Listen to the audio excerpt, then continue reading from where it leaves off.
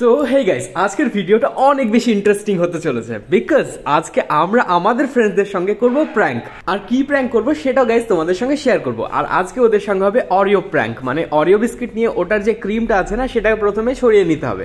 আর তোমরা দেখতেই পাচ্ছ ক্রিম সরানোর কাজটা কে করছে, মিস্টার খান, মানে হচ্ছে আবির। তারপরে এই যে কলগেটটা আমরা এক্ষুনি দোকান থেকে কিনলাম সেটা এখানে পোর করব। দেখো কেমন ভাবে আমরা পোর করছিলাম।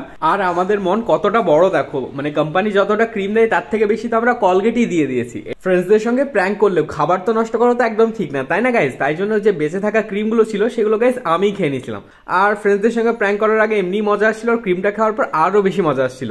তো ফাইনালি কলগেট দিয়ে বিস্কিট পোর করা কমপ্লিট। এবার এটার সিকোয়েন্সটা হচ্ছে মেন, কারণ আমরা যদি শুধু শুধু ওদেরকে গিয়ে বিস্কিটগুলো দিই তাহলে ওরা ভাববে যে প্র্যাঙ্ক করছি। দ্যাটস ওয়াই আমরা প্রথম দুটো বিস্কিটে কলগেটে পোর করেছিলাম আর বাকিগুলো অ্যাজ ইউজুয়াল রেখে দিয়েছিলাম, কারণ আমরা তিনজন প্রথমে এই তিনটা খাবো, বাকি দুটো ওদের জন্য রেখে দেবো। তো এবার মেন প্রবলেমটা হচ্ছে ওদেরকে গিয়ে বিস্কিটগুলো দেওয়া আর ওদেরকে খাওয়ানো আর ওদের রিয়াকশনগুলো নেওয়া। তো আবির গিয়ে প্রথমে ওদেরকে দিয়ে দিয়েছে বিস্কিটটা, আর রনি কোনো কিছু না ভেবেই গাইজ ওটা মুখে পড়ে দিয়েছিল।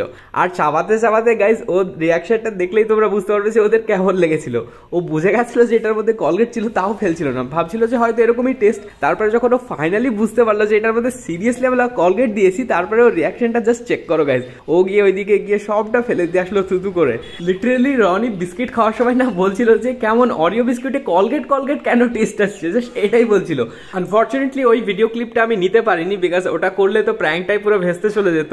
তো যাই হোক, আরেকটা বিস্কিট পড়ে আছে, ওটাও তো কাউকে খাওয়াতে হবে, তো সেটা আমরা দিয়েছিলাম বাপ্পা কাকুকে।